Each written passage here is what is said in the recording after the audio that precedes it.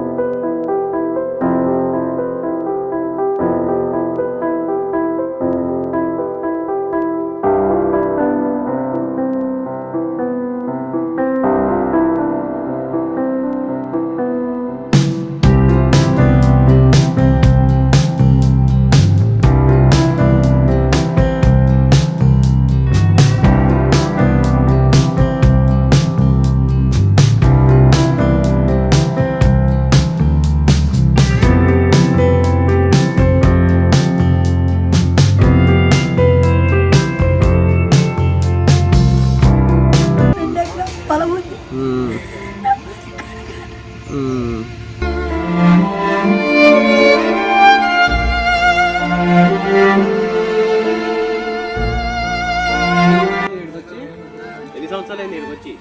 20 సంవత్సరాలు కావాలి. అమ్మ కొడుకు పాలు చేశారు. అమ్మ కొడుకు పాలు చేశారు. ఎవరు రారా?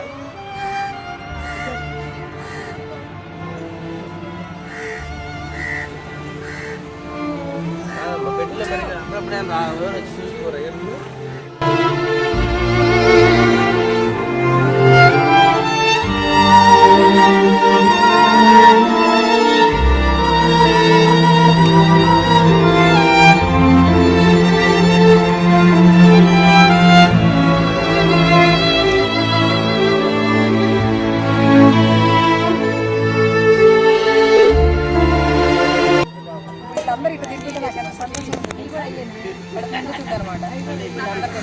ఇంతమంది అన్నం తింటుంటే మీ ఆశ్రమంలో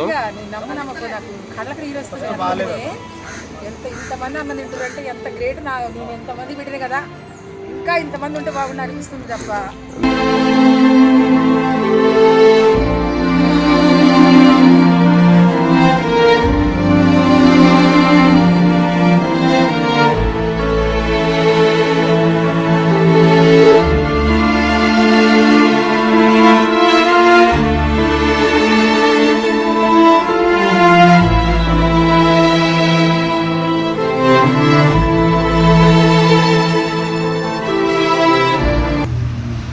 అలాగే మంచిగా కాపాడే మంచిది అనుకుంటారు. కానీ ఎంత డాక్టర్ కంట్రోల్కి ఏంటంటే గ్యాస్, షుగర్, బీపీ అన్ని కంట్రోల్. 3 కంట్రోల్ ఉంటే నీరుని తీసి అవతలేదు. సాయంత్రం జరిపోతే ఆడితే అన్నం తింటే బాగానే ఇది తింటే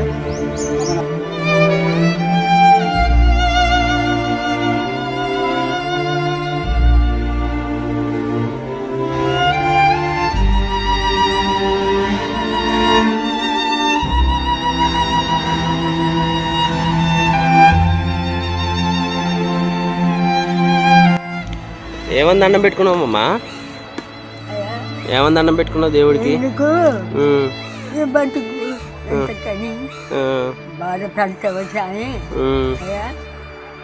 పెంచానికి పనులు, చూడటానికి కళ్ళు గంటలు, వినడానికి చెవులు ఇంటి రావు అయ్యా.